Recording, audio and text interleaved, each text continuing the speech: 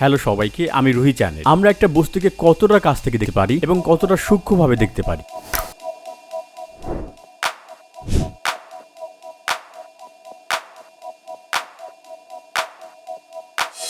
এটি sniper lens নামে পরিচিত এবং এর অনন্য গঠন এর বৈচিত্র্যময় কাজের জন্য সুবিধাজনক। আমরা সচরাচর ছবি তুলতে এটি ব্যবহার করি না, যদিও এটি ব্যবহারের ক্ষেত্রে খুবই কম। যেহেতু ম্যাক্রো ছবিতে ফোকাসের মান খুব বেশি, তাই এটির জন্য প্রচুর আলোর প্রয়োজন হয়। এমনকি লেন্সের সামনে একটি এলইডি রিং রয়েছে। এই লেন্সটি ব্যবহার করে এমন সব জায়গা থেকে ছবি তোলা যায় যেখানে সাধারণত প্রবেশ করা যায় না, যেমন নরওয়েন রুই মাছের ছবি, অথবা ট্রাউজার এবং তার পকেট, সেই সাথে বালির কণা, একটি সোয়েটার, তাস, ভ্যাকুয়াম ক্লিনার যা অনেকদিন ধরেই অপরিষ্কার অবস্থায় রয়েছে।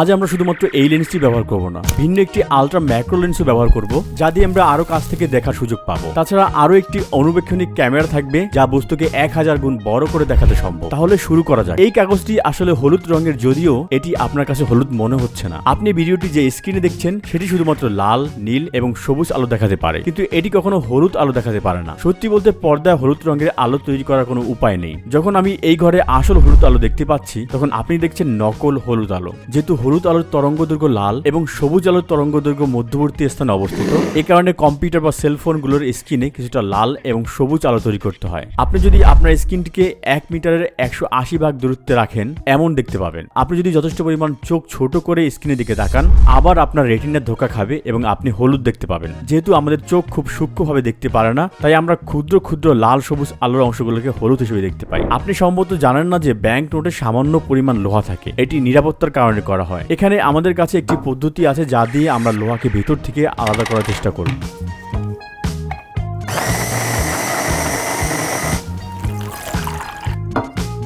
যখন আমি চুম্বকটিকে কাছে নিলাম, লোহার কণায় পরিণত হওয়া কণাগুলো চলে আসলো। ডলার আসল নাকি নকল তা বোঝার জন্য আরো অনেক পদ্ধতি আছে। যদি আমরা ডলারের জর্জ ওয়াশিংটনের উপর আঙ্গুল ঘষি, তাহলে আমরা এ ধরনের শব্দ পাই। সেই সাথে আমরা টেক্সচারের পুরুত্বের ব্যাপারটি বুঝতে পারি। আমরা যখন সাধারণ কাগজে কোনো রেখা আঁকি, কালি সমানভাবে ছড়িয়ে পড়ে না, রেখার শুরুটি ঘন হয়। কিন্তু যখন আমরা ব্যাংক নোটে একই কাজ করি, তখন কালি সমানভাবে ছড়িয়ে পড়ে। আমরা যদি ডলারকে কাছ থেকে লক্ষ্য করি, আমরা দেখতে পারি যে এটির লাইনগুলো পুরোপুরি তীক্ষ্ণ নয়। 75% তুলা এবং 25% লিনেন। ফেডারেল রিজার্ভের মতে সাধারণত $1 বিলের গড় আয়ু 6 থেকে 5 বছর হয়, যার কারণ এর অতিরিক্ত ব্যবহার এবং ছিঁড়ে যাওয়া। এতক্ষণ শুধু আমি মার্কার সম্পর্কে বললাম। আসুন এবার তাহলে সেগুলোকে আরো কাছ থেকে দেখা যাক। মার্কারের মাথায় সবুজ রঙগুলো বেশি পরিমাণে দেখা যায়। কলমের সামনে একটি বল থাকে এবং যখন একটি কলম কাগজকে স্পর্শ করে, তখন এর ভিতরে বলটি কালির সংস্পর্শে আসে, তখন এটি লিখে থাকে। প্রতিদিন ব্যবহার্য জিনিস ম্যাক্রো পর্যায়ে বেশ অন্যরকম। এবং রুটি এর গহ্বরযুক্ত গঠন খুব কাছ থেকে এমন দেখায়। যদি এই রুটিতে ছত্রাকের সংক্রমণ হয়, কখনো কখনো একটি ছত্রাকযুক্ত পাউরুটি সবুজ অংশে ছিঁড়ে ফেলে দেওয়া হয় এবং পরিষ্কার দেখানো অংশটুকু খাওয়া হয়। যদিও সেগুলো কিছুটা সবুজ থাকে, তাছাড়া এখানে পরিষ্কার অংশ বলতে কিছুই নেই। মোল্ড এক ধরনের ছত্রাক এবং খুব দ্রুত রুটির প্রতিটি অংশে ছড়িয়ে পড়ে। আপনি হাইফি নামক দীর্ঘ শাখাযুক্ত জলের মতো ছত্রাকের এক ধরনের কাঠামোর কথা ভাবতে পারেন, যা খালি চোখে দেখা যায় না। যদিও আমরা দেখতে পাই না, কিন্তু পুরো রুটির ব্যাগের ছত্রাকে ছড়িয়ে যাওয়া মাত্র কয়েক ঘন্টার ব্যাপার। এটি একটি রসিব স্বাদের চা ব্যাগ এবং ফুটন্ত পানিতে চা মিশিয়ে চা বানানো হয়।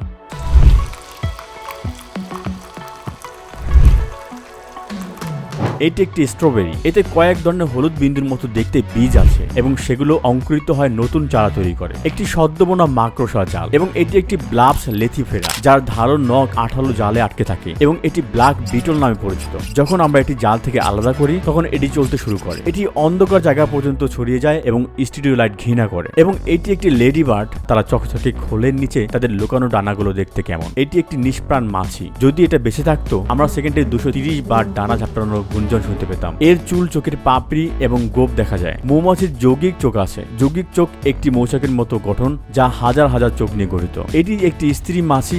আমরা এর সুচ থেকে বুঝতে পারি, কারণ শুধুমাত্র স্ত্রী মাছিদের এই সুচ থাকে। মধু মৌমাছিটা সাধারণত মানুষের মতো স্তন্যপায়ী প্রাণীদের হুল ফোটানোর পরে মারা যায়, কারণ স্তন্যপায়ী প্রাণীদের চামড়াগুলো পোকামাকড়ের চেয়ে অনেক বেশি পুরু। মৌমাছি তার সুচ পিছন থেকে টেনে আনার চেষ্টা করলে সফল হয় না। সুচটি এর অভ্যন্তরীণ বিভিন্ন অঙ্গগুলোকে টেনে নিয়ে আসে এবং এতে করে মৌমাছিটি মারা যায়। আমরা এখন চূড়ান্ত পর্যায়ে আছি। আমার কাছে এখানে একটি ম্যাক্রোস্কোপ ক্যামেরা আছে। এটি আমাদেরকে বস্তুর 1000 গুণ করে দেখাতে সক্ষম। প্রথমে 50 গুণ কাছ থেকে শুরু করা যাক।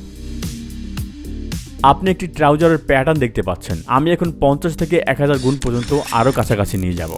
আপনি আলাদাভাবে অনেক বড় করে পায়জামার প্যাটার্ন দেখতে পারেন। পায়জামা আসলে দেখতে অনেকটা এমন। 50 গুণ কাছ থেকে একটি সোয়েটার। এখন আমি তারও 20 গুণ কাছাকাছি নিলাম। 1000 গুণ কাছ থেকে সোয়েটার দেখতে অনেকটা হেয়ার বলের মতো। এটি একটি টি শার্ট, বেশিরভাগই তুলো দিয়ে তৈরি।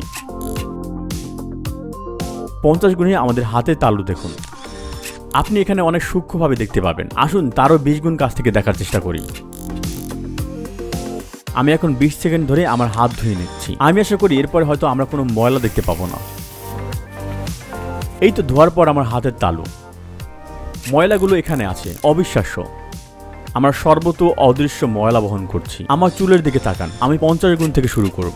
চুল অনেকটা তারের মতো এবং চুলগুলো তারের স্তূপের মতো দেখাচ্ছে। এবার দাড়ি দেখা যাক। মজার ব্যাপার হচ্ছে এটাও ঠিক চুলের মতো। চলুন দেখে নেওয়া যাক মাত্র 3 দিনের পুরনো দাড়ির কি অবস্থা।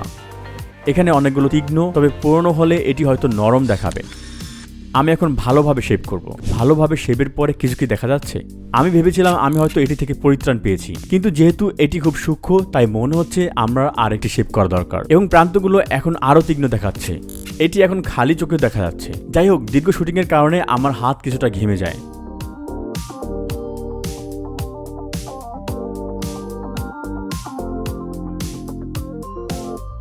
সুচ, সিরিঞ্জ বেশিরভাগ মানুষের ভয়ের কারণ। এই মুহূর্তে একটি সিরিঞ্জ আমার শরীরে প্রবেশ করবে।